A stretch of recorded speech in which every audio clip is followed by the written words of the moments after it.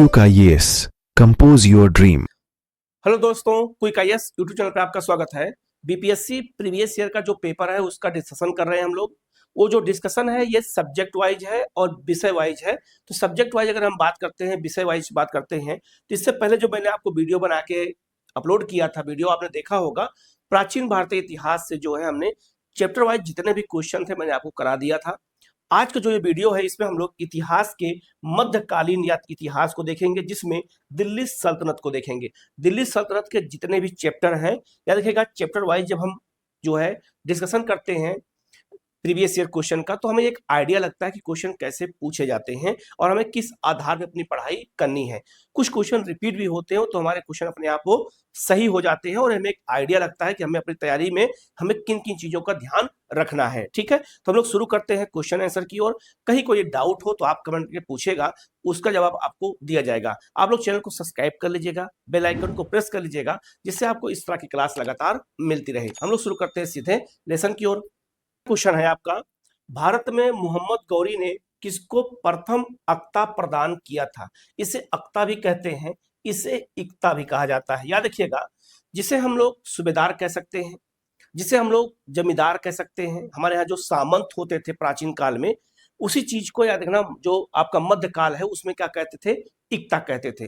तो अलग अलग इक्ताओं के माध्यम से शासन व्यवस्था को चलाने में आसानी होती थी। इसीलिए मोहम्मद गौरी ने किसको पहला अक्ता जो है प्रदान किया था? तो कुतुबुद्दीन ऐबक को प्रदान किया था। कुतुबुद्दीन ऐबक क्या था? उसका गुलाम था। ठीक है, याद रखिएगा, कुतुबुद्दीन ऐबक को भारत में याद रखिएगा जो है अक्ता दिया गया था, अर्थात जिम्मेदारी दी गई थी कि आप वहां का पूरे शासन व्यवस्था को देखेंगे। ठीक है, तो यहाँ इसका आंसर क्या हो जाएगा आपका? यहाँ पर बी हो जाएगा। ठीक है, आगे बढ़ते हैं।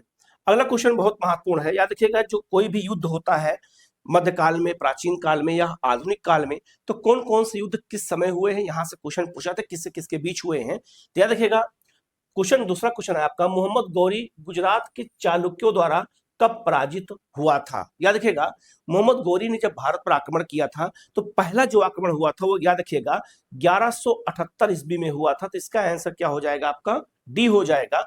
चालुक्य अर्थात गुजरात के सोलंकी वंश। तो याद रखना, इसको चाहे हम क्या कहें, चालुक्य वंश कहें, और चाहे इसको हम सोलंकी वंश कहें, याद रखना। इसके याद रखिएगा, इसके यहाँ के राजा का नाम था मूलराज द्वितीय नाम था। ठीक है, कुछ अलग अलग स्रोतों में, किताबों में यह मिलता है कि मूलराज द्वितीय का नाम क्या था? भीम द्वितीय था।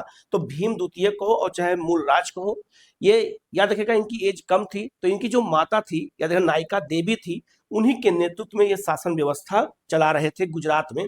तो मोहम्मद गौरी ने जब भारत पर आक्रमण किया था तो पहला आक्रमण गुजरात पे हुआ था। तो मोहम्मद गौरी का पहला जो आक्रमण हुआ था अगर देखा जाए तो गुजरात पर कब हुआ था? 1178 ईस्वी में हुआ था। किसके, याद रखना, किसके विरुद्ध हुआ था? तो सोलंकी या चालुक्य राजाओं के विरुद्ध हुआ था। मूलराज द्वितीय या भीम द्वितीय वहां के राजा थे। इस युद्ध में मोहम्मद गौरी की पराजय हुई थी, और मोहम्मद गौरी की जब पराजय हुई तो भारत में पहली पराजय किसकी थी? मोहम्मद गौरी की थी। तो अगर एग्जाम में पूछा जाए कि मोहम्मद गौरी की पहली पराजय कब हुई थी, तो 1178 ईस्वी में हुई थी। किसने हराया था? तो मूलराज द्वितीय ने हराया था। किस वंश के वो जुड़े हुए थे? सोलंकी वंश, या उसे हम चालुक्य वंश कहते हैं, गुजरात का था। याद रखिएगा, इसके अलावा मोहम्मद गौरी ने भारत में जब 1178 में युद्ध हार गया तो इसके बाद जो दूसरा युद्ध हारा था, आपको पता होगा 1191 में तराइन का पहला युद्ध। तराइन का पहला युद्ध पृथ्वीराज चौहान के साथ हुआ था, और उस युद्ध में भी मोहम्मद गौरी को याद रखना हार का सामना करना पड़ा। फिर इसके बाद क्या हुआ? 1192 में तराइन का जो दूसरा युद्ध हुआ, उस युद्ध में याद रखिएगा मोहम्मद गौरी की विजय हुई। और इसके बाद 1194 में जो आपका युद्ध हुआ था, चंदावर का युद्ध हुआ था, उसमें मोहम्मद गौरी को विजय हुई और जयचंद की पराजय हुई थी। तो मोहम्मद गौरी का पूछा जाए, मोहम्मद गौरी का भारत में पहली पराजय कौन सी थी? याद रखिएगा, गुजरात विजय था। 1178 में मोहम्मद गौरी की पराजय हुई थी। तो इसका आंसर क्या हो जाएगा आपका? यहाँ पर डी हो जाएगा। तो युद्ध से जुड़े हुए क्वेश्चन हमेशा पूछे गए हैं और आगे भी पूछे जाएंगे, इसीलिए हमें ऐसे टॉपिकों को जो है बहुत ध्यान से, बहुत गौर से हमें देखना और समझने की जरूरत पड़ती है। तो आगे ऐसे ही हम लगातार जब डिस्कशन करते हैं तो हमें एक आइडिया लगता है कि हमें कैसे अपनी पढ़ाई को धार देनी है, कैसे अपनी पढ़ाई पे हमें जो है उसको योजना बनानी है। ठीक है, आगे बढ़ते हैं। अब बात करते हैं दिल्ली सल्तनत में गुलाम वंश। गुलाम वंश को मामलुक वंश भी कहते हैं। इसमें जो जितने भी राजा हुए हैं वो एक दूसरे के गुलाम थे, इसलिए उसको गुलाम वंश नाम दिया गया। गुलाम जो होते थे, याद रखिएगा, ये उस समय की खास करके जो आपका उत्तर पश्चिमी भारत का क्षेत्र है, या जो आपका पाकिस्तान का क्षेत्र है वर्तमान में, जो अफगानिस्तान का क्षेत्र है, वहां के जो मुस्लिम राजा थे, वो जो है गुलामों को खरीदते थे और उनको अपने बेटों की तरह पालते थे, उनकी शिक्षा दीक्षा का सारा ध्यान रखते थे और फिर बाद में उन्हीं के माध्यम से अपने शासन व्यवस्था का संचालन करते थे। तो ये परंपरा वहां पे थी, इसीलिए जब वहां से भारत में शासन उन्होंने किया तो एक दूसरे को गुलाम थे, इसीलिए नाम क्या पड़ गया, गुलाम वंश। अब बीपीएससी में गुलाम वंश से कितने क्वेश्चन पूछे गए हैं उनको देखना है। अब जो क्वेश्चन नहीं पूछे गए हैं हमें उस पर ज्यादा गौर करेंगे तो हमारे लिए क्या होगा, आसान हो जाएगा। अब एग्जाम में अगर क्वेश्चन आएगा तो गलत नहीं होगा। ठीक है, शुरू करते हैं। पहला क्वेश्चन आपका है, गुलाम वंश का प्रथम शासक कौन था? तो गुलाम वंश का पहला शासक कौन था? कुतुबुद्दीन ऐबक था। कुतुबुद्दीन ऐबक को मोहम्मद गौरी ने ही इक्ता प्रदान किया था, या अक्ता कहते भी उसे हैं। ठीक है, और ऐबक ने ही जो याद रखना शासन व्यवस्था का शुरुआत किया, तो गुलाम वंश का संस्थापक उसी को माना जाता है। लेकिन गुलाम वंश का वास्तविक संस्थापक किसको कहते हैं? तो इल्तुतमिश को कहा जाता है। लेकिन याद रखिएगा यहाँ ऐबक इसका आंसर हो जाएगा आपका क्या, बी हो जाएगा। और ऐबक का गुलाम कौन था? तो इल्तुतमिश था। इल्तुतमिश का गुलाम कौन था? ऐबक, जो बलबन था। तो एक जो है क्रम जो है चलाया है, इसीलिए याद रखना इसको जो है गुलाम वंश कहा जाता है। तो इसका आंसर क्या हो जाएगा आपका यहाँ पर, बी हो जाएगा। ठीक है, ये भी बहुत महत्वपूर्ण क्वेश्चन है, इसको हमें याद रखना है। अगला क्वेश्चन आपका है, कुतुबुद्दीन ऐबक की राजधानी क्या थी? तो कुतुबुद्दीन ऐबक याद रखिएगा कभी भी भारत से शासन व्यवस्था को नहीं चलाया। दिल्ली भी उसके अधिकार में था, लेकिन उसने राजधानी किसको बनाया था? लाहौर को बनाया था। लाहौर से ही दिल्ली का शासन को उसने चलाया था और बाद में दिल्ली को राजधानी के रूप में किसने चुना था? तो इल्तुतमिश ने चुना था। ठीक है, तो ये बात याद रखिएगा कि लाहौर से ही उसने अपनी शासन व्यवस्था को चलाया था। किसने? तो याद रखिएगा कुतुबुद्दीन ऐबक ने। तो इसका आंसर क्या हो जाएगा आपका, ए हो जाएगा। अर्थात कुतुबुद्दीन ऐबक की राजधानी क्या थी? तो वो आपका लाहौर थी। ठीक है, तो ऐसे ही क्वेश्चन आपसे एग्जाम में पूछे जाएंगे। ठीक है, आगे बढ़ते हैं। मुस्लिम शासक जिसका साम्राज्य दार उल इस्लाम का एक भाग माना जाता था, वो किसका शासन था? ठीक है, तो याद रखिएगा, वो याद रखिएगा इल्तुतमिश का शासन था। इल्तुतमिश के शासन को क्या कहते थे? दार उल इस्लाम, अर्थात इसका मतलब होता है इस्लामी देश कहते हैं इसको। ठीक है, ये भी इंपॉर्टेंट है, याद रखिएगा। यही नीति किसने अपनाया था? तो औरंगजेब ने भी अपनाया था जब वो मुगल कहलाता है। ठीक है, ये इंपॉर्टेंट क्वेश्चन है, तो इसका आंसर क्या हो जाएगा आपका यहाँ पर, सी हो जाएगा। ठीक है, अगला क्वेश्चन आपका है, इल्तुतमिश ने, ये बहुत इंपॉर्टेंट क्वेश्चन है, बिहार स्पेशल हिस्ट्री से जुड़ा हुआ क्वेश्चन है। इल्तुतमिश ने बिहार में अपना प्रथम सूबेदार किसे नियुक्त किया था? याद रखिएगा, जो उस समय प्रांत होते थे, प्रांत को सूबा कहा जाता था। तो सूबे का प्रमुख कौन होता था? तो सूबेदार होता था। तो इल्तुतमिश ने अपना सूबेदार जो है किसे बनाया था बिहार में? तो याद रखना मलिक जानी को बनाया था। तो इसका आंसर क्या हो जाएगा आपका यहाँ पर, डी हो जाएगा। मलिक जानी ही जो याद रखेगा इल्तुतमिश के समय में क्या था? तो याद रखना जो है बिहार का सूबेदार था। तो याद रखना अभी तो ये क्वेश्चन इल्तुतमिश के बारे में पूछा गया। अभी आगे जब बढ़ेंगे तो अकबर का सूबेदार कौन था बिहार में? शाहजहां के समय में कौन था? जहांगीर के समय में कौन था? औरंगजेब के समय में कौन था? यहां से भी क्वेश्चन आता है। जब वहां पहुंचेंगे तो उसको भी हम आपको करा देंगे, उसके भी हम आपको बताएंगे। तो यहाँ इसका आंसर क्या हो जाएगा आपका यहाँ पर, डी हो जाएगा। ठीक है, आगे बढ़ते हैं। अगला क्वेश्चन है आपका है, राजत्व के उसके सिद्धांत की प्रतिष्ठा शक्ति और न्याय के सिद्धांतों पर आधारित थे। बलबन के बारे में यह शब्द किसने कहा था? याद रखिएगा, इतिहास में कुछ ऐसे इतिहासकार जब किसी इतिहास के राजा के बारे में, बादशाह के बारे में, सुल्तान के बारे में, या किसी जो है प्रसिद्ध व्यक्ति के बारे में जब अपने विचार प्रकट करते हैं तो भी क्वेश्चन पूछा जाता है। तो याद रखना इसका जो है, याद रखिएगा ये किसने कहा था कि राजत्व के उसके सिद्धांत प्रतिष्ठा शक्ति और न्याय के सिद्धांतों पर आधारित थे। अर्थात बलबन के बारे में ये कथन किसने कहा था? तो जियाउद्दीन जो है बर्नी ने कहा था। बर्नी ने यह बात कही थी कि जो है जो बलबन का जो शासन था, जो उसका राजत्व सिद्धांत था, वो प्रतिष्ठा के आधार पे था, शक्ति के आधार पे था और न्याय के आधार पे था। ये सिद्धांत बलबन का था। इसीलिए याद रखना बलबन पहला शासक था जिसने रक्त और लौह की नीति अपनाया। उसका कहना था बलबन का कि हमें राजत्व के सिद्धांत पर हम पूर्ण विश्वास रखते हैं और अल्लाह ने अगर हमें सुल्तान चुना है और पूरे पृथ्वी पर मैं अल्लाह का प्रतिनिधि अगर हूं, तो अगर हमें चुना गया है तो हम न्याय के अनुसार ही काम करेंगे। इसलिए देखा होगा बलबन ने बहुत सारी परंपराओं को ऐसे शुरू किया जो एक तरह से इतिहास में एक अनोखा है। जैसे बलबन पहला ऐसा शासक था जिसने हंसने पर प्रतिबंध लगा दिया था। कहां पर? राज दरबार में। वो कहता था कि राज दरबार में हमें जो राजत्व का सिद्धांत दिया गया है, जो हमें काम अल्लाह ने सौंपा है, उसमें हमें हंसी मजाक करके काम नहीं करना है। इसीलिए हंसने पर प्रतिबंध लगा दिया। इसने सिजदा और पाबोस जैसी परंपराओं को शुरू किया था। तो याद रखना, इसका जो आंसर है वो क्या हो जाएगा आपका यहाँ पर? बी हो जाएगा। ठीक है, आगे बढ़ते हैं हम लोग। नेक्स्ट क्वेश्चन आपका है, वह प्रथम मुस्लिम शासक कौन था जिसने शासन के सिद्धांत को राजाओं के ईश्वरीय अधिकार सिद्धांत के समान प्रतिपादित किया? अर्थात ये बताया उसने कि मुस्लिम शासक कौन था जिसने ये बताया कि जो शासन का सिद्धांत होता है वो राजाओं के ईश्वरीय अधिकार होता है। मतलब ईश्वर ने चुना है, जिस व्यक्ति को चुना है, अर्थात उस सबको नहीं चुना है। अगर अल्लाह ने चुना है तो हमें कुछ खास मकसद से चुना है। ये जो विचार है वो किसका था? बलबन का था। अभी मैंने आपको बताया था कि बलबन का जो सिद्धांत था वो बिल्कुल याद रखना न्याय पे आधारित था, शक्ति पे आधारित था। और उसने कहा था कि राज्य पर अगर कोई आंच आती है तो मैं रक्त बहाने से पीछे नहीं हटूंगा, चाहे वो हमारा सक संबंधी ही क्यों ना हो। ठीक है, याद रखना उसके जो सिद्धांत था उस सिद्धांत को क्या कहते हैं? रक्त और लौह की नीति कहते हैं। तो रक्त और लौह की नीति दो शासकों ने अपनाया था।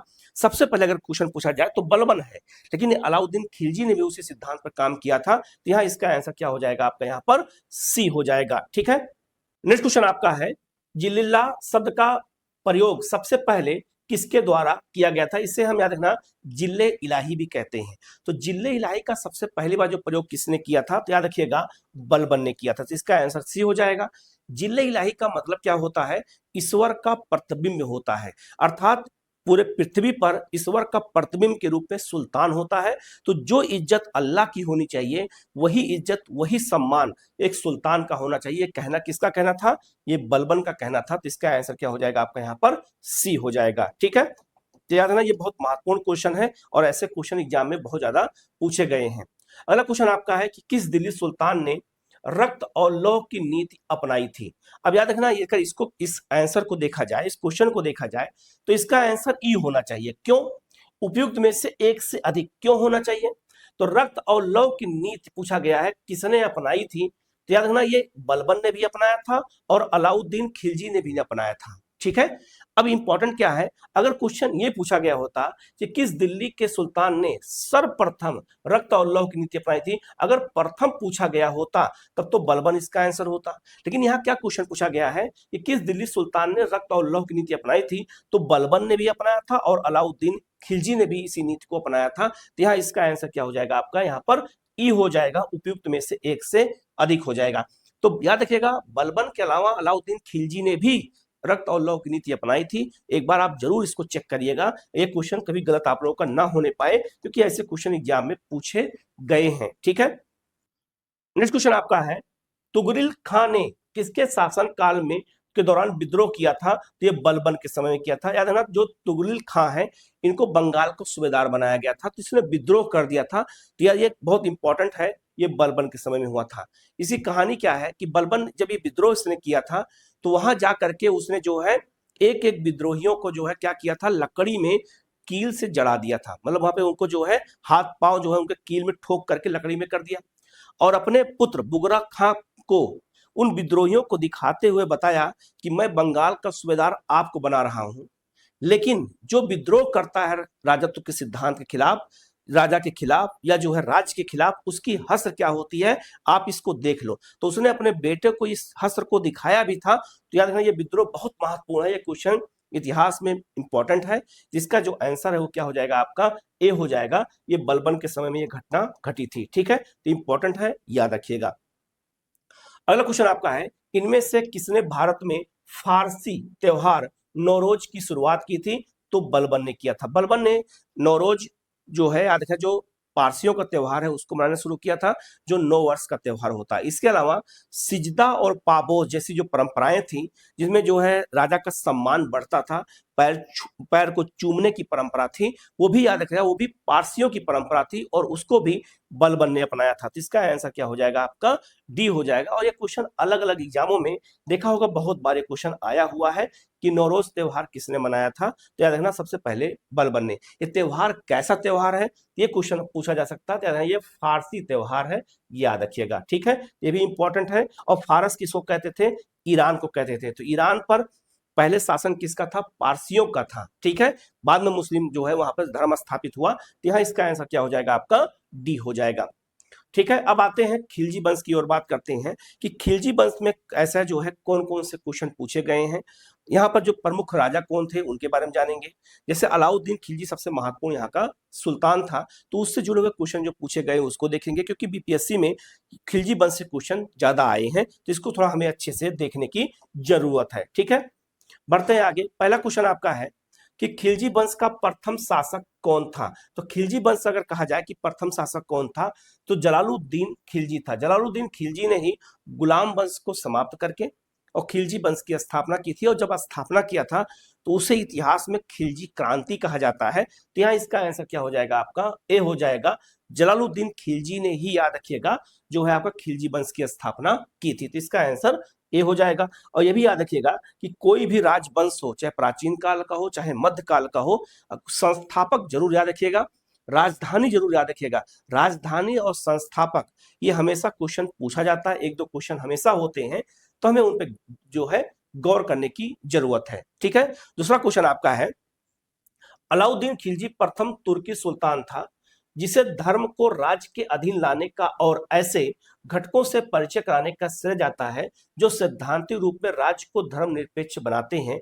ये शब्द किसने लिखे थे, ठीक है। ये किसने कहा था, याद रखिएगा, ए.एल. श्रीवास्तव ने कहा था। ए.एल. श्रीवास्तव जो इतिहासकार भारत के हैं, ये शब्द अलाउद्दीन खिलजी के लिए इन्होंने कहा था कि अलाउद्दीन खिलजी पहला तुर्की सुल्तान था जिसने धर्म को राज्य के अधीन लाने का प्रयास किया। अर्थात राजनीति और धर्म दोनों का इस्तेमाल अगर किसी ने किया है अच्छे से, तो वो अलाउद्दीन खिलजी ने किया है। ये किसका कथन है, ए.एल. श्रीवास्तव का कथन है। ऐसे क्वेश्चन बीपीएससी में ज्यादा पूछे जाते हैं, खास करके अगर कोई इतिहासकार, मैंने अभी बताया भी था कि कोई भी इतिहासकार अगर किसी राजा के बारे में, किसी जो है महान व्यक्ति के बारे में अगर कोई विचार व्यक्त करता है, तो क्वेश्चन वहां से बीपीएससी पुटअप करता है। तो हमें ऐसे चीजों को भी गौर करना है कि अगर ऐसे क्वेश्चन आ सकते हैं, तो और भी राजाओं के बारे में जो सिद्धांत अगर किसी ने दिया है, तो सिद्धांतों पर भी हमें फोकस करने की जरूरत है, ठीक है। आगे बढ़ते हैं। अगला क्वेश्चन है, जब उसने राजत्व प्राप्त किया तो वह शरीयत के नियमों और आदेशों से पूर्णतः स्वतंत्र था। बर्नी ने यह कथन किस सुल्तान के लिए कहा था। तो बर्नी एक इतिहासकार हैं जो दिल्ली सल्तनत के अलग अलग जो राजा थे उनके जो है दरबार में ये रहते थे। बर्नी ने बताया, ये अलाउद्दीन खिलजी के बारे में बताया था। तो इसका आंसर क्या हो जाएगा, सी हो जाएगा। शरीयत होता है जो इस्लाम धर्म की जो पुस्तक है जिसके अनुसार वहां का जो है शासन व्यवस्था चलाई जाती है, शरीयत, और याद रखना के अनुसार कानून जो चलाया जाता है। तो शरीयत के नियमों और आदेशों से पूर्णतः स्वतंत्र अगर कोई शासक बर्नी की नजर में कोई था तो अलाउद्दीन खिलजी था। तो इसका जो आंसर है वो क्या हो जाएगा आपका यहाँ पर सी हो जाएगा। ये भी बहुत महत्वपूर्ण क्वेश्चन है, याद रखिएगा, ठीक है। अगला क्वेश्चन आपका है, अलाउद्दीन खिलजी के प्रसिद्ध सेनापतियों में किसकी मंगोलों के विरुद्ध लड़ते हुए मृत्यु हो गई थी। तो मंगोलों के विरुद्ध लड़ते हुए किस अलाउद्दीन खिलजी के जो सेनापति की मृत्यु हुई थी, तो याद रखिएगा यह आपका जफर खां की मृत्यु हुई थी। जफर खां, ये क्वेश्चन कई बार आया है कि जफर खां किसका जो है क्या था, जो है आपका सेनापति था। तो याद रखिएगा अलाउद्दीन खिलजी का था। तो ये इंपॉर्टेंट क्वेश्चन है। यह भी क्वेश्चन पूछा जाएगा आपसे कि मंगोल, याद रखिएगा, मंगोलों का आक्रमण जो हुआ था वो दिल्ली सल्तनत की सबसे बड़ी समस्याओं में से एक था। इल्तुतमिश से यह परंपरा शुरू हुई और अलग अलग राजाओं के समय में मंगोलों का आक्रमण हुआ। अगर आपसे क्वेश्चन पूछा जाए कि सर्वाधिक मंगोलों का आक्रमण किसके समय में हुआ था, तो अलाउद्दीन खिलजी के समय में हुआ था। ये बात भी याद रखना कि सबसे अधिक मंगोल आक्रमण अगर किसी के समय में हुए हैं तो अलाउद्दीन खिलजी के समय में हुए हैं। क्यों हुए हैं, अब एक सवाल खड़ा होता है क्यों हुए हैं। तो याद रखिएगा जो खिलजी वंश का संस्थापक थे जलालुद्दीन खिलजी, जलालुद्दीन खिलजी और मंगोलों के बीच में एक समझौता हुआ था और समझौता फ्रेंडली हुआ था। और यह कहा गया था कि जो मंगोल जो है जलालुद्दीन खिलजी के राज पर आक्रमण नहीं करेंगे और उनके साथ मित्रतापूर्ण रहेंगे। ठीक है, तो मंगोल और जलालुद्दीन जो खिलजी थे उनके बीच जब समझौता हुआ था, तो मंगोल पहले बौद्ध धर्म को मानते थे, लेकिन जलालुद्दीन खिलजी के साथ जब आ गए तो इन्होंने इस्लाम स्वीकार कर लिया और इन्हीं को ही भारतीय इतिहास में क्या कहते हैं, नवीन मुसलमान कहते हैं। अगर क्वेश्चन आ जाए कि नवीन मुसलमान इतिहास में किसे कहा जाता है, तो मंगोलों को कहा जाता है। तो मंगोल याद रखिएगा, जब इस्लाम धर्म स्वीकार कर लिए तो जलालुद्दीन फिरोज खिलजी ने मंगोलों को दिल्ली में बसाया और दिल्ली में जिस स्थान में बसाया उसी को आज मंगोलपुरी कहते हैं। तो जो दिल्ली में मंगोलपुरी है वो इसीलिए बसाया गया, इसीलिए जाना जाता है क्योंकि वहां पे मंगोलों को बसाया था। किसने बसाया था? जलालुद्दीन फिरोज खिलजी ने। तो जलालुद्दीन फिरोज खिलजी के समय में मंगोलों के साथ समझौता हो गया। उन्होंने जब इस्लाम स्वीकार किया तो उन्हें नवीन मुसलमान कहा गया। लेकिन जो अलाउद्दीन खिलजी हैं, इन्होंने जलालुद्दीन की हत्या कर दी थी धोखे से। जब हत्या कर दिया तो मंगोल नाराज हो गए। उन्होंने कहा कि जो हमारा दोस्त अलाउद्दीन, जो जलालुद्दीन खिलजी था, आपने उसकी हत्या की, इसीलिए आपको दंड दिया जाएगा। इसीलिए सबसे ज्यादा अलाउद्दीन खिलजी के समय मंगोलों ने आक्रमण किया, एक के बाद कम से कम 10-11 आक्रमण लगातार हुए। तो सबसे अधिक आक्रमण अलाउद्दीन खिलजी के समय में हुआ था मंगोलों का। क्यों हुआ था मैंने बता दिया। नवीन मुसलमान अगर पूछा जाए किसे कहा जाता है, तो मंगोलों को नवीन मुसलमान कहा जाता था। दिल्ली का मंगोलपुरी इसीलिए जाना जाता है, याद रखिएगा। तो याद रखना, वो जो सुल्तान था, वो जो का सेनापति था, वो कौन था? जफर खां था, जिसकी मृत्यु हो गई थी। ये बात याद रखना। तो इसका आंसर क्या हो जाएगा आपका यहाँ पर? ए हो जाएगा। ठीक है, तो ऐसे क्वेश्चन एग्जाम में पूछे गए हैं, तो इसको हमें अच्छे से गौर करने की जरूरत है। ठीक है, आगे बढ़ते हैं। रानी पद्मिनी का नाम अलाउद्दीन की चित्तौड़ विजय से जोड़ा जाता है। उनके पति का क्या नाम था? एक देखा होगा, एक मूवी आई थी पद्मावत, आई थी, काफी विवाद हुआ था। तो जो पद्मावत मूवी थी उसी से जुड़ी हुई है। ध्यान रखना, जो इसका जो आंसर है राणा रतन सिंह। राणा रतन सिंह ही पद्मिनी के जो है पति थे, इसी से जुड़ा हुआ है। चित्तौड़ बाद में विजय किया था किसने? अलाउद्दीन खिलजी ने। तो इसका आंसर क्या हो जाएगा आपका यहाँ पर? डी हो जाएगा। ठीक है, आगे बढ़ते हैं। अगला क्वेश्चन आपका है, अलाउद्दीन खिलजी के आक्रमण के समय चित्तौड़ का शासक कौन था? तो चित्तौड़ का शासक कौन हो जाएगा? अपने आप पता चल गया, राणा रतन सिंह। तो याद रखना वही क्वेश्चन है, क्योंकि पद्मिनी से नाम अलाउद्दीन का जोड़ा गया था। तो यहाँ जो इसका आंसर है वो क्या हो जाएगा आपका? यहाँ पर बी हो जाएगा। ठीक है, इस पर एक मूवी बनी थी, काफी विवाद भी उसमें हुआ था। अगला क्वेश्चन आपका है, अलाउद्दीन खिलजी के आक्रमण के समय देवगिरी का शासक कौन था? ठीक है, तो देवगिरी का शासक कौन था? रामचंद्र देव थे। तो इसका आंसर क्या हो जाएगा आपका? यहाँ पर ए हो जाएगा। अब इंपॉर्टेंट क्वेश्चन यहाँ पे ये बनता है कि देवगिरी था कहां पर? याद रखिएगा, जो आपका महाराष्ट्र का क्षेत्र है, महाराष्ट्र और गुजरात के कुछ मध्य प्रदेश के क्षेत्र को, इसको हम क्या कहते थे? देवगिरी कहते थे। और देवगिरी की जो राजधानी थी, याद रखना, दौलताबाद थी। क्या थी? दौलताबाद थी, दौलताबाद थी। ठीक है, तो देवगिरी का राजा कौन था? रामचंद्र देव था। उसी पर आक्रमण अलाउद्दीन खिलजी ने किया था और यहां से अपार सोना, अपार धन लूटा था। और यही कहा जाता है अलाउद्दीन खिलजी के उत्कर्ष का केंद्र था, क्योंकि यहां से अपार पैसा इसको मिला और इसी का हिसाब उसने जलालुद्दीन फिरोज खिलजी को नहीं दिया था। और यहीं से वो जो है सुल्तान बनने की महत्वाकांक्षा उसके अंदर पनपी थी। तो याद रखना, रामचंद्र देव, याद रखना, दौलताबाद अर्थात देवगिरी का शासक था, जो अर्थात महाराष्ट्र और आपका जो मध्य प्रदेश के क्षेत्र में इसका शासन व्यवस्था स्थापित थी। क्वेश्चन पूछा जाता है तो आप इसको याद रखिएगा, अगर क्वेश्चन आए तो गलत ना होने पाए। ठीक है, हम लोग आगे बढ़ते हैं। अगला क्वेश्चन आपका है कि किस सुल्तान के काल में, याद रखना, खालिसा भूमि अधिक पैमाने पर विकसित हुई? इसको याद कैसे करना है कि खालिसा भूमि कहते किसको है? देखा होगा हमारे यहाँ एक भूमि होती है केंद्र सरकार की। देखा होगा जब रेल की बात करते हैं तो क्या कहते हैं, जब हम रेलवे की जमीन को देखते हैं तो हमारे दिमाग में क्या आता है कि केंद्र सरकार की जमीन है, अर्थात ये रेलवे की जमीन है।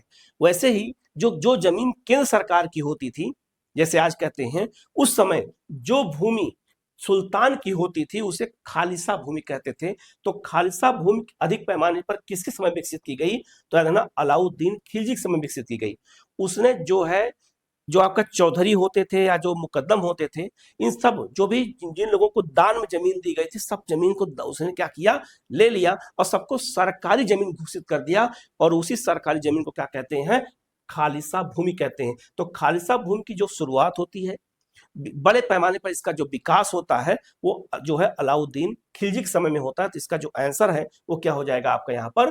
बी हो जाएगा। ठीक है, अगर पूछा जाए एक शब्द में कि खालसा भूमि किसे कहते हैं, जिस पर प्रत्यक्ष रूप से सुल्तान का अधिकार हो, उसे क्या कहते हैं, खालसा भूमि कहते हैं, याद रखिएगा। ठीक है, आगे बढ़ते हैं। अगला क्वेश्चन आपका है कि किस सुल्तान ने जमीन में फसल की नपाई का आधा राजस्व के रूप में जो है दावा किया था, ये क्वेश्चन पूछा गया है। अर्थात इसका मतलब यह हो गया कि जब फसल की नपाई होती थी, अर्थात उपज, पहले याद रखना, जो टैक्स लगाया जाता था वो उपज के आधार पे लगता था, तो उपज का याद रखिएगा 1/4 जो है कर लिया जाता था।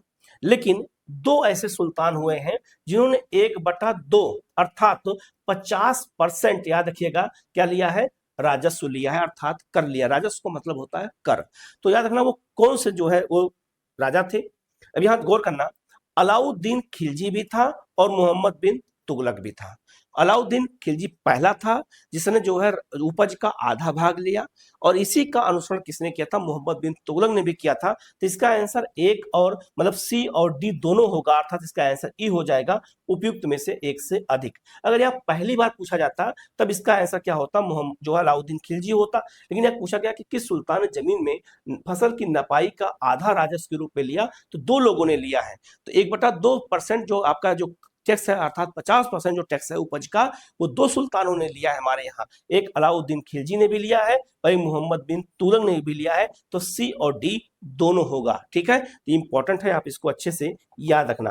पहली बार किसने लिया, तो अलाउद्दीन खिलजी होगा। ठीक है, नेक्स्ट क्वेश्चन आपका है, अलाउद्दीन खिलजी द्वारा द्वार समुद्र की विजय के लिए किसे नियुक्त किया गया था। तो कौन सेनापति था जिसने द्वार समुद्र की विजय की थी। अब द्वार समुद्र है क्या, तो याद रखिएगा, पहले समझ लीजिएगा, ये अगर हम इंडिया का एक साउथ इंडिया का मैप बनाते हैं, तो आपका जो आंध्र प्रदेश तेलंगाना का क्षेत्र है, इस क्षेत्र में एक राज्य स्थापित था। उस राज्य का नाम था होयसल राजवंश। क्या नाम था, होयसल राजवंश। और होयसल राजवंश की जो राजधानी थी, वो राजधानी थी क्या, द्वार समुद्र थी। तो द्वार समुद्र अर्थात होयसल राज्य पर आक्रमण किसने कराया था, अलाउद्दीन खिलजी ने कराया था। तो सेनापति का नाम क्या था, मलिक काफूर था। तो मलिक काफूर ही ने दक्षिण भारत की विजय में अलाउद्दीन खिलजी का सबसे बड़ा रोल निभाया था। ठीक है, तो अलाउद्दीन खिलजी का जो सेनापति मलिक काफूर था, इसी ने आक्रमण किया था। और याद रखना, होयसल राजवंश का जो राजा था उसका नाम क्या था, बीर बल्लाल था। बीर बल्लाल वहां का राजा था, थर्ड, उसी पर आक्रमण किया गया था और पराजित किया गया था। तो मलिक काफूर, याद रखना, ये बहुत महत्वपूर्ण है, इसको याद रखना। इसका आंसर क्या हो जाएगा आपका यहाँ पर, डी हो जाएगा। ठीक है, नेक्स्ट क्वेश्चन आपका है, निम्नलिखित में से किस सुल्तान से निजामुद्दीन औलिया ने भेंट करने से इनकार कर दिया था। तो निजामुद्दीन औलिया एक सूफी संत थे जिनका जो निवास था वो दिल्ली में, निजामुद्दीन आज जो वर्तमान में दिल्ली में निजामुद्दीन है, वहीं पर उनका खानका थी। सूफी संत जहां रहते थे उसे खानका कहा जाता था। ठीक है, और निजामुद्दीन औलिया के शिष्य का नाम क्या था, अमीर खुसरो था। तो याद रखिएगा, निजामुद्दीन औलिया एक ऐसे संत थे, वो किसी भी सुल्तान से मिलना नहीं चाहते थे, किसी भी राजा से उनको मिलने में बड़ा परेशानी होती थी। तो याद रखिएगा, अलाउद्दीन खिलजी ने, याद रखिएगा इसका आंसर क्या हो जाएगा, बी हो जाएगा। अलाउद्दीन खिलजी ने इनसे मुलाकात करने के लिए प्रस्ताव भेजा और कहा कि अगर हम आएंगे मिलने आपसे, तो आपसे उनको मिलना पड़ेगा। तो उसी समय निजामुद्दीन औलिया ने कहा था कि मैं नहीं मिलूंगा, हमारे घर में दो दरवाजे हैं, अगर सुल्तान एक दरवाजे से घुसे प्रवेश करेगा तो मैं दूसरे से बाहर निकल जाऊंगा, लेकिन मैं मिलूंगा नहीं। तो याद रखिएगा, अलाउद्दीन खिलजी सुल्तान था जिससे जो है औलिया ने मिलने से इनकार कर दिया था। लेकिन कुछ स्रोतों में जलालुद्दीन खिलजी आंसर मिलता है कि, लेकिन ऐसा नहीं है।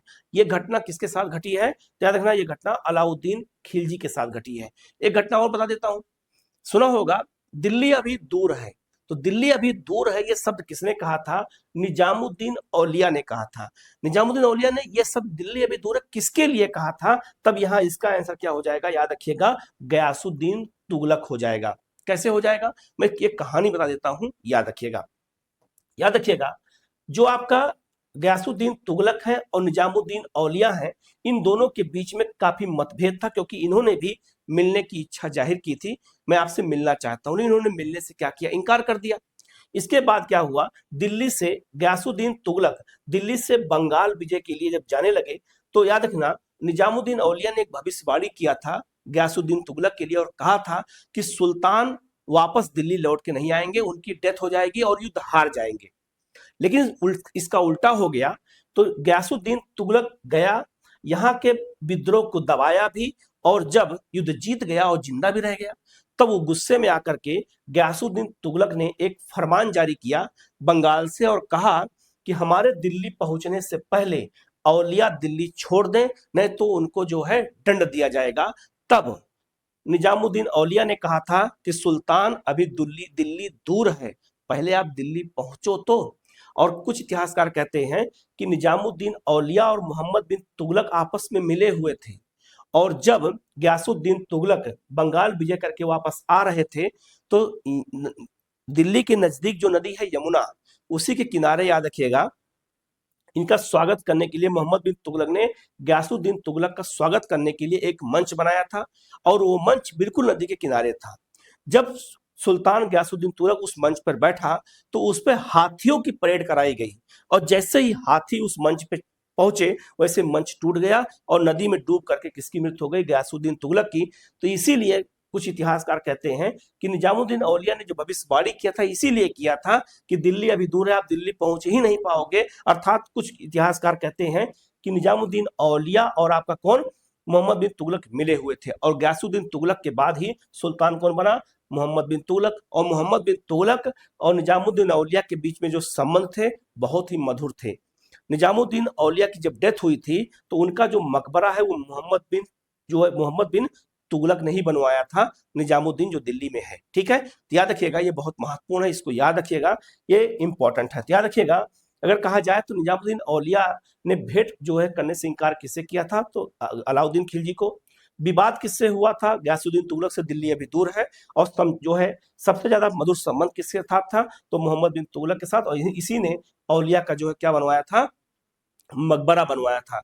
तो निजामुद्दीन औलिया जब जो है अपने अंतिम समय पे थे तो उन्होंने एक इच्छा प्रकट की थी कि जब हम कभी भी मरें तो हमें खुले आसमान के नीचे दफनाया जाए। तो कभी निजामुद्दीन औलिया में अगर जाइए और निजामुद्दीन औलिया का जब आप वो देखेंगे, क्या कहते हैं, मकबरा देखेंगे, तो जो उनका जो कब्र है वो बिल्कुल खुले आसमान के नीचे है, उसके ऊपर कोई बिल्डिंग नहीं बनी है। ठीक है, तो इसका जो आंसर है क्या हो जाएगा आपका यहाँ पर? अलाउद्दीन खिलजी होगा, जिससे इन्होंने मिलने से क्या किया था? इनकार कर दिया था। तो ऐसे क्वेश्चन एग्जाम में पूछे जाते हैं, ऐसी चीजों को हमें याद करना जरूरी है।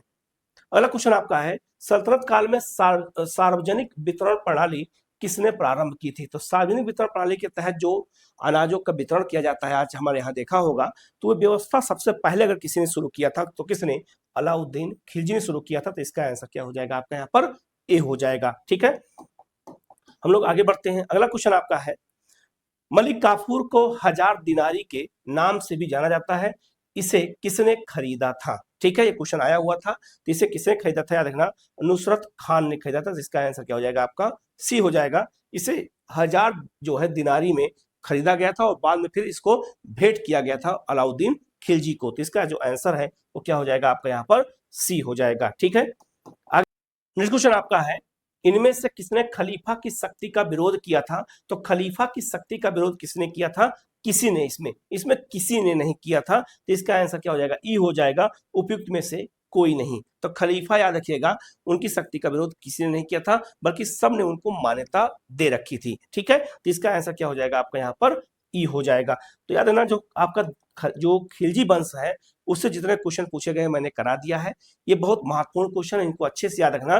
ठीक है, और इसके अलावा अलाउद्दीन खिलजी के जो और भी काम है उनको जब हम जो है लेसन जब पढ़ाएंगे तो बताएंगे, तो उनको हमें नोट कर लेना है, क्योंकि जो क्वेश्चन आ चुका है हमें उस पर भी गौर करना है, जो नहीं आया है उस पर हमें विशेष गौर करना है कि ये क्वेश्चन भविष्य में पूछा जा सकता है। ठीक है, हम लोग आगे बढ़ते हैं और तुगलक वंश की बात करते हैं कि तुगलक वंश से बीपीएससी में जो क्वेश्चन पूछे गए हैं प्रीवियस ईयर में कौन कौन से क्वेश्चन है, हम इनका डिस्कशन कर लेते हैं। जब हम चैप्टर वाइज डिस्कशन करते हैं तो हमें बहुत आइडिया लग जाता है, बहुत अच्छे से आइडिया लग जाता है कि हमें अपनी पढ़ाई किस स्तर पे ले जाना है, क्वेश्चन कैसे हमें देखना है, क्या करना है। ठीक है, पहला क्वेश्चन आपका है, निम्नलिखित शासकों में से किसने सबसे अधिक समय तक शासन किया था? 71 बीपीएससी में क्वेश्चन पूछा गया था। अलाउद्दीन शासन 20 वर्षों तक किया था।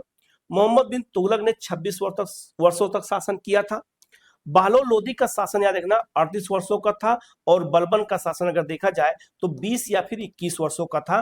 तो बहलोल लोधी का जो शासन था सबसे ज्यादा था, इसे लोधी वंश की स्थापना की थी। जो इसका जो शासन व्यवस्था याद रखिएगा, ये 1451 से लेकर के अगर देखा जाए तो याद रखना जो है 1489 तक शासन किया था किसने, बहलोल लोधी ने। तो 38 वर्षों का एक जो है लंबा शासन था किसका, तो याद रखिएगा जो है क्या कहते हैं, बहलोल लोधी का। तो इसका आंसर क्या हो जाएगा आपका यहाँ पर सी हो जाएगा। ठीक है, तो याद रखना ये क्वेश्चन कब पूछा गया था, 71 बीपीएससी में पूछा गया था। तो ऐसे क्वेश्चन भी आते हैं, तो आपका सबका शासन पीरियड भी याद करना पड़ेगा। ठीक है, अगला क्वेश्चन आपका है, निम्नलिखित में से किस सुल्तान ने बेरोजगारों को रोजगार दिलवाया था। फिरोज तुगलक ने। फिरोज तुगलक ने बेरोजगारों को जो है रोजगार दिलाने के लिए रोजगार दफ्तर की भी स्थापना कराई थी। तो जो इसका जो आंसर है क्या हो जाएगा आपका यहाँ पर सी हो जाएगा। ठीक है, आगे बढ़ते हैं।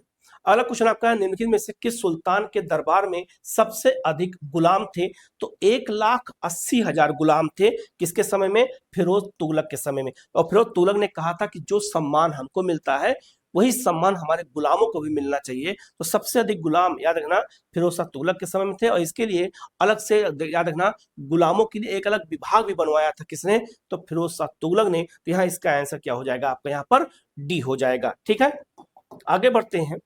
अगला क्वेश्चन आपका है, फिरोज तुगलक द्वारा स्थापित दार उल जो है सफा क्या था। उसने बहुत सारे विभागों की स्थापना कराई थी किसने, फिरोज शाह तुगलक ने। तो याद रखना दार उल सफा क्या था, याद रखिएगा तो एक खैराती अस्पताल था जहां पर फ्री में लोगों का इलाज किया जाता था। तो यहाँ इसका आंसर क्या हो जाएगा आपका यहाँ पर बी हो जाएगा। ठीक है, तो ये बहुत महत्वपूर्ण क्वेश्चन है, आप इसको अच्छे से याद रखना क्योंकि ऐसे क्वेश्चन एग्जाम में ज्यादा पूछे गए हैं।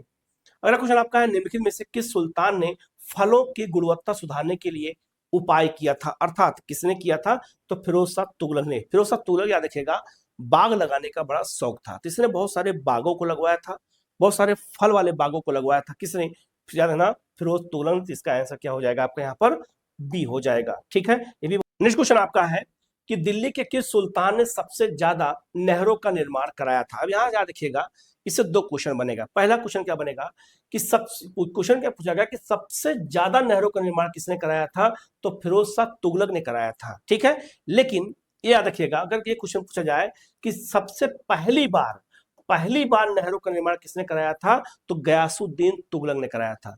पहली बार नहर का निर्माण गयासुद्दीन तुगलक ने कराया था। सबसे ज्यादा नहरों का निर्माण किसने कराया था, तो फिरोज शाह तुगलक ने कराया था। तो इसका आंसर क्या हो जाएगा आपका यहाँ पर ए हो जाएगा। ये भी बहुत महत्वपूर्ण क्वेश्चन है, याद रखना जरूरी है। ठीक है, आगे बढ़ते हैं। ये अंतर है, इस कंफ्यूजन को याद रखिएगा, फिर क्वेश्चन आए तो गलत आप लोगों का ना होने पाए। ठीक है, आगे नेक्स्ट क्वेश्चन आपका है, तैमूर के आक्रमण के बाद भारत में किस वंश का राज स्थापित हुआ था। तो तैमूर का आक्रमण कब हुआ था, 1398 में हुआ था। और 1398 के बाद याद रखना जब कोई एक नया राजवंश जब स्थापित हुआ तो राजवंश कौन था, सैयद वंश था। खिज्र खान ने इसकी स्थापना की थी। तो इसका जो आंसर है क्या हो जाएगा आपका यहाँ पर बी हो जाएगा। ठीक है, ये भी सब महत्वपूर्ण क्वेश्चन है, आप इनको अच्छे से याद रखिएगा। ठीक है, तो जितने क्वेश्चन तुगलक वंश से आए थे मैंने बता दिया है। अब हम बात करते हैं लोधी वंश से। लोधी वंश से कौन कौन से क्वेश्चन आए हैं उनको हम लोग देख लेते हैं। ठीक है, पहला क्वेश्चन आपका है, निम्नलिखित में से किस सुल्तान ने एक नगर बसाया था जहां अब आगरा है। अर्थात आगरा जो नगर है इसकी स्थापना कब की गई थी, 1504 ईस्वी में की गई थी। और याद रखना 1506 में इसको राजधानी बनाया था। और यहाँ पर एक बादलगढ़ का किला था बाद में, जहां पर अकबर ने लाल किला बनवाया था आगरा में। ठीक है, तो याद रखिएगा आगरा नगर की स्थापना किसने किया था, सिकंदर लोदी ने किया था। क्यों किया था अगर क्वेश्चन पूछा जाए तो याद रखिएगा कि जो आपका राजपुताना का जो क्षेत्र था ये हमेशा दिल्ली पे इनकी नजर होती थी, और दिल्ली उस समय लोधी वंश के अधिकार में था।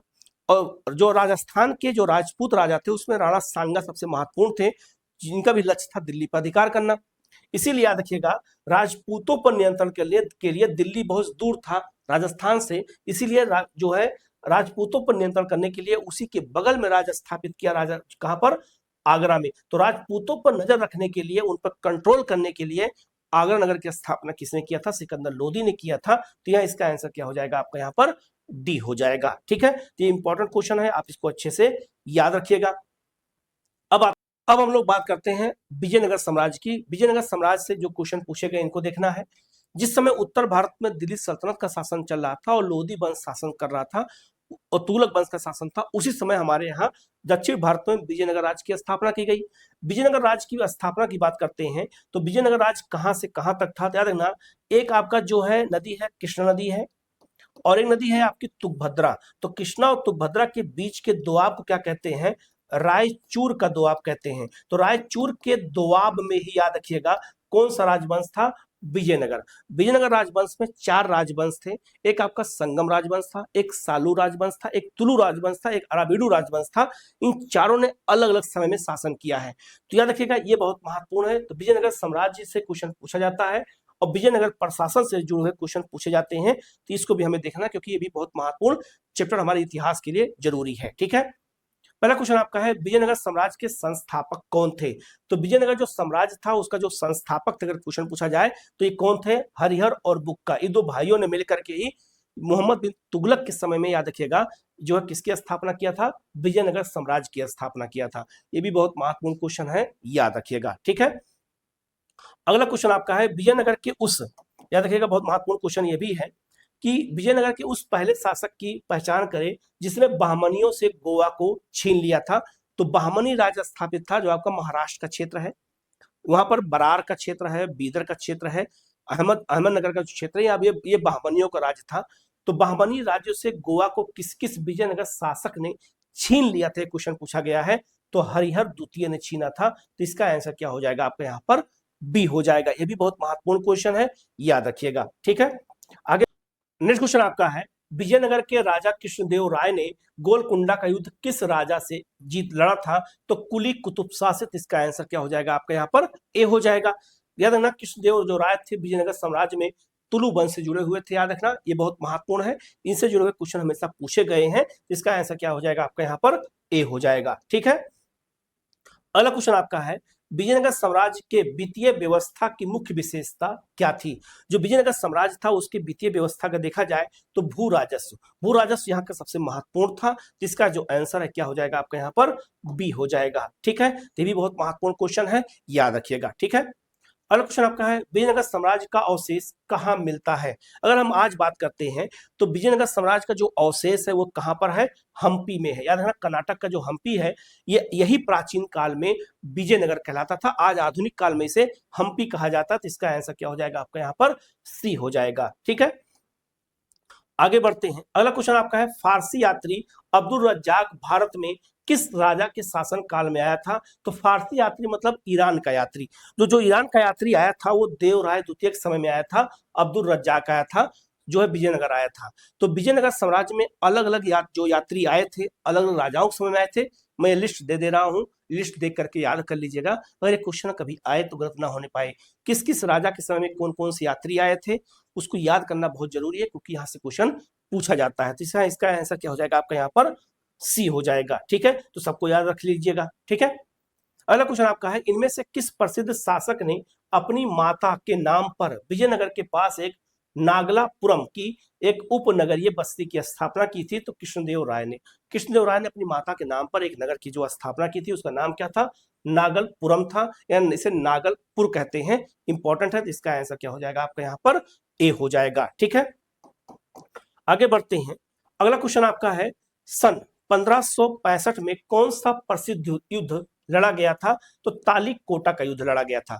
तालीकोटा का जो युद्ध लड़ा गया था इसी को बन्नी हट्टी का युद्ध कहते हैं, इसी को राक्षसी तांगड़ी का युद्ध कहा जाता है। और याद रखना इसी युद्ध में बहमनी और विजयनगर राज्य के बीच युद्ध हुआ था, और याद रखना बहमनी राज्य की इसमें जो है विजय हुई थी और जो है विजयनगर साम्राज्य पूरी तरह से नष्ट हो गया था। तो ये युद्ध जो है तालीकोटा का युद्ध हुआ था। तो इसका आंसर क्या हो जाएगा आपका यहाँ पर, डी हो जाएगा। ये भी बहुत महत्वपूर्ण युद्ध है, इतिहास का बहुत महत्वपूर्ण युद्ध है, इसको याद रखना क्योंकि ये इसने एक नए राजवंश को जो समाप्त कर दिया था, अर्थात विजयनगर राजवंश को इसने समाप्त कर दिया था। तो इसका आंसर क्या हो जाएगा आपका यहाँ पर, डी हो जाएगा। ठीक है, हम लोग आगे बढ़ते हैं। अब हम लोग दिल्ली सल्तनत देखेंगे। तो दिल्ली सल्तनत में प्रशासन को देखेंगे कि दिल्ली सल्तनत में प्रशासन से जुड़े हुए कौन कौन से क्वेश्चन बीपीएससी में पूछे गए हैं। ठीक है, शुरू करते हैं। पहला क्वेश्चन याद रखिएगा कौन सा है।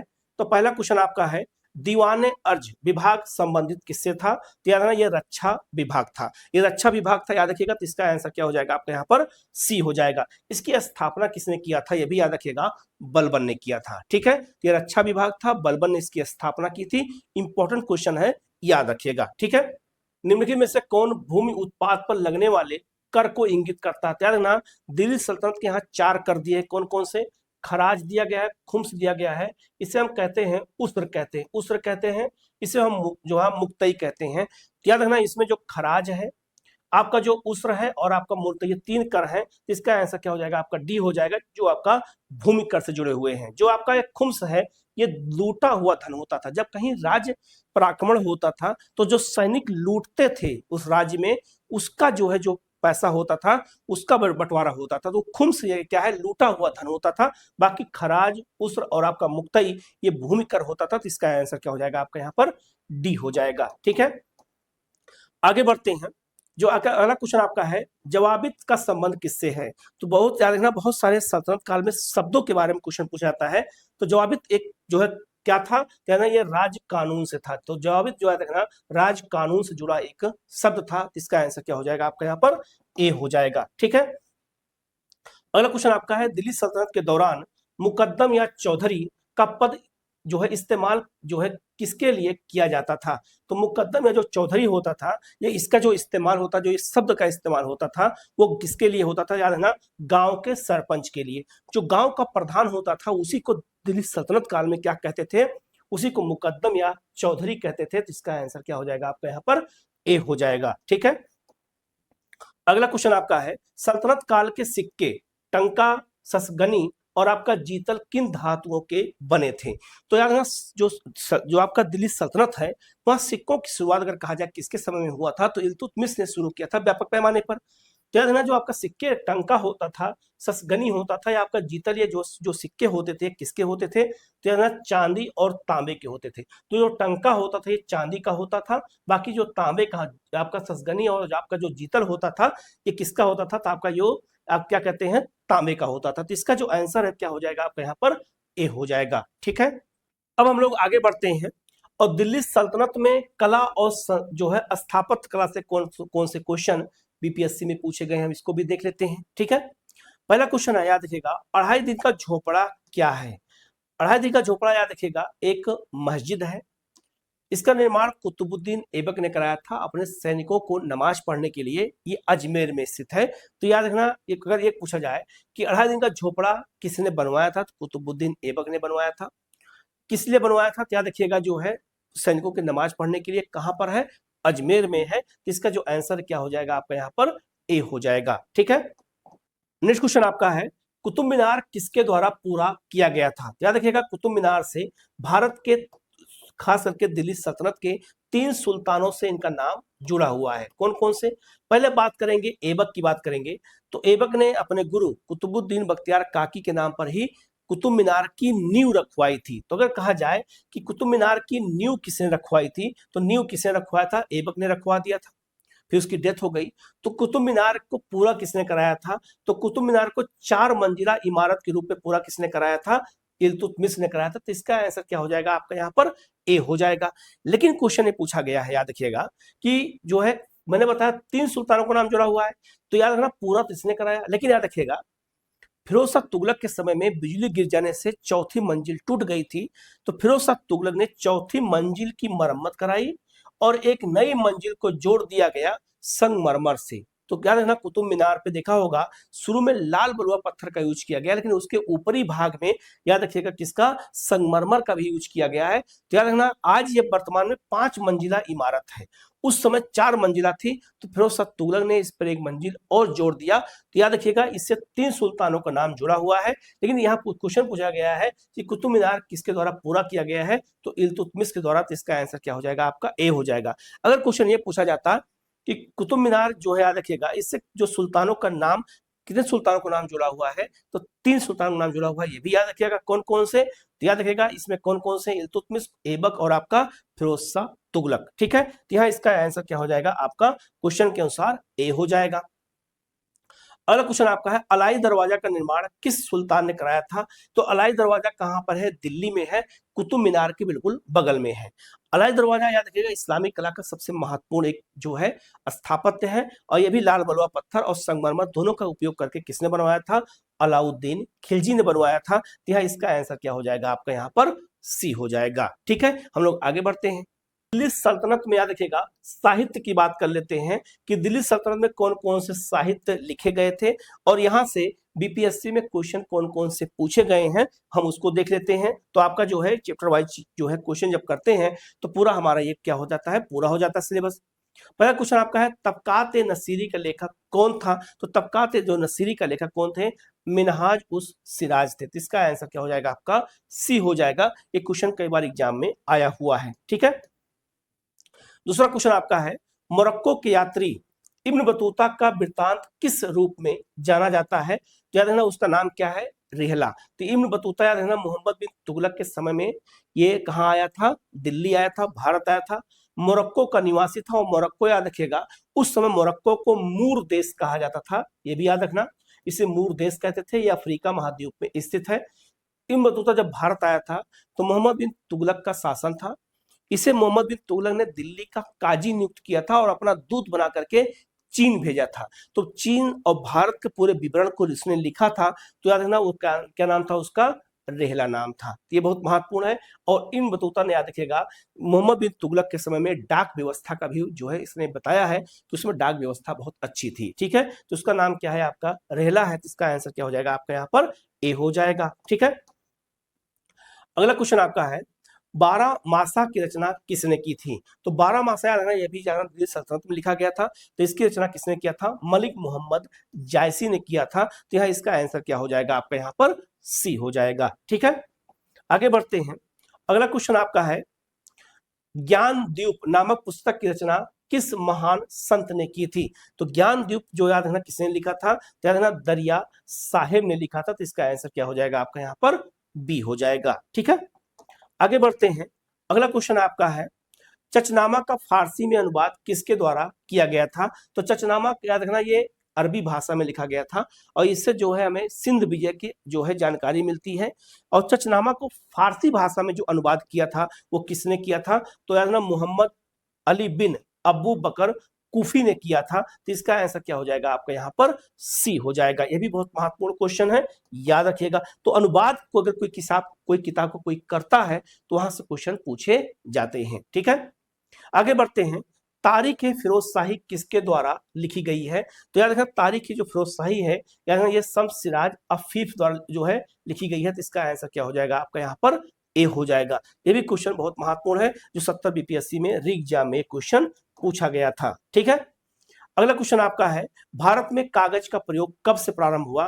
तो भारत में कागज का अगर प्रयोग देखा जाए तो चीन में सबसे पहली बार कागज का प्रयोग शुरू हुआ था 11वीं शताब्दी में, और भारत में कागज का प्रयोग पहली बार कब शुरू हुआ? 12वीं शताब्दी में। तो इसका आंसर क्या हो जाएगा आपका? यहाँ पर ए हो जाएगा। ये भी बहुत महत्वपूर्ण क्वेश्चन है, याद रखिएगा। ये कला स्थापत्य कला से ये क्वेश्चन पूछे गए हैं कहां पर?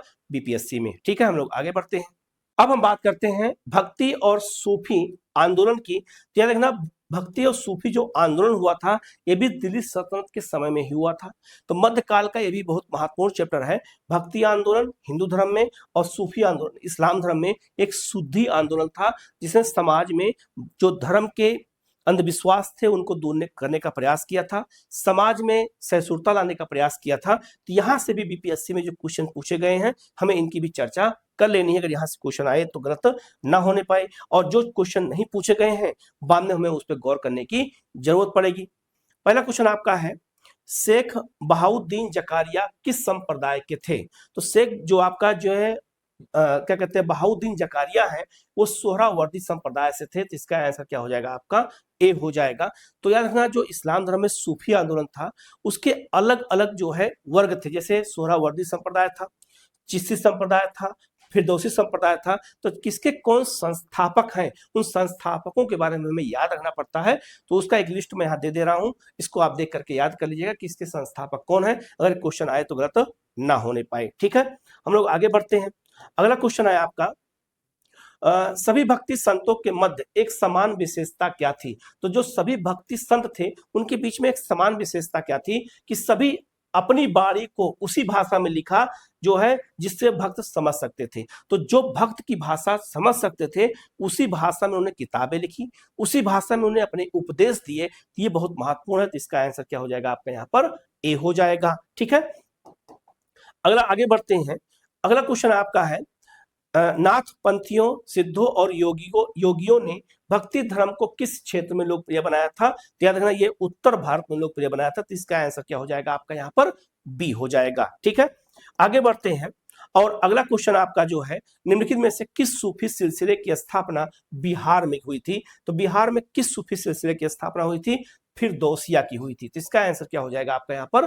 बी हो जाएगा। बाकी बिहार स्पेशल जब हिस्ट्री पढ़ाएंगे तो हाँ इन सबको हम आपको डिटेल में एक एक चीज को बताएंगे। अभी तो हम प्रीवियस ईयर क्वेश्चन की हम लोग यहाँ पर चर्चा कर रहे हैं। तो याद रखिएगा जो दिल्ली सल्तनत के कितने क्वेश्चन आए हुए हैं, किस किस वंश से कितने क्वेश्चन पूछे गए हैं, प्रशासन से कितने क्वेश्चन पूछे गए हैं, ये मैंने आपको बता दिया है। ठीक है, जो अगला जो आपका वीडियो आएगा उसमें हम मुगल काल की बात करेंगे और मुगल प्रशासन, मुगल काल के किन किन बादशाहों ने कौन कौन से काम किए हैं, इसके अलावा सिख और मराठा ने जो काम किया है वहां से जो क्वेश्चन पूछे गए हैं हम नेक्स्ट वीडियो में उसकी चर्चा करेंगे। इसके बाद आधुनिक भारत और अलग अलग विषयों की चर्चा हम लोग करते चलेंगे। ठीक है, तो आज हम लोग यहीं तक करते हैं। Okay, thank you.